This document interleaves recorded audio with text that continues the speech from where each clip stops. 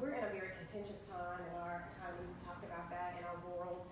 We're in a racist place, a sexist place. We lack of voter, all of these things. We have immigration issues that are happening, but there's also a great deal of us who were forced immigrants to be in this space.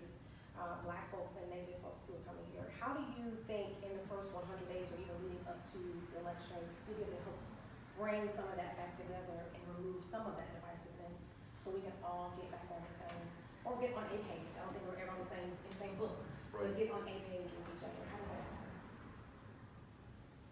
I would love for that to be something that you accomplish in the first 100 days. I think it is going to be a more comprehensive, longer, deeper, more involved process, because, as you just said, the wealth and the success and the very essence of this country was built by people who were kidnapped, brought here in bondage, who created what we know as America today, and whose descendants were barred from meaningful participation in that success, not just through Jim Crow and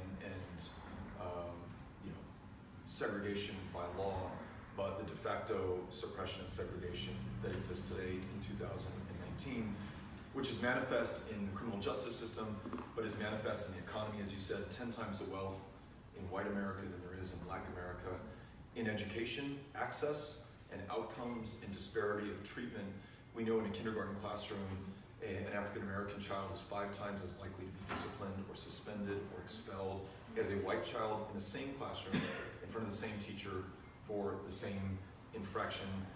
I can only imagine how vulnerable you are at 4 or 5 years old against a system that has designed in some part to keep you down. So how do we meet all of those challenges?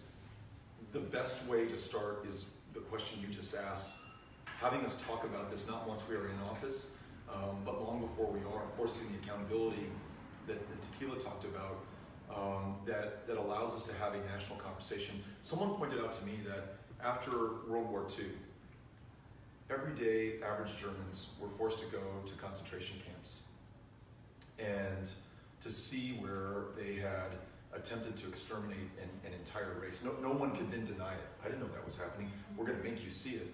In Rwanda, after the attempted genocide there, Hutus and Tutsis were almost forced or compelled to understand what had just happened in that country. South Africa, after apartheid, a Truth and Reconciliation Commission. In the United States of America, nothing, like literally zero. Not in our history books in any meaningful way, and not in conversations on the debate stage or from the highest executive in the land.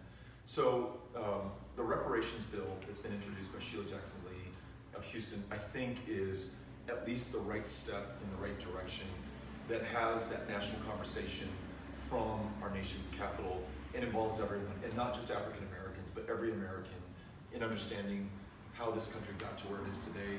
I believe it is the only path that will allow us the repair that is only just, and the only way that you stop committing this injustice on future generations that follow ours. So that's the way that I think about it and would like to approach it, but am, again, very open to listening to others and receiving their guidance on how to do that. I'll open it up. Who has our first question?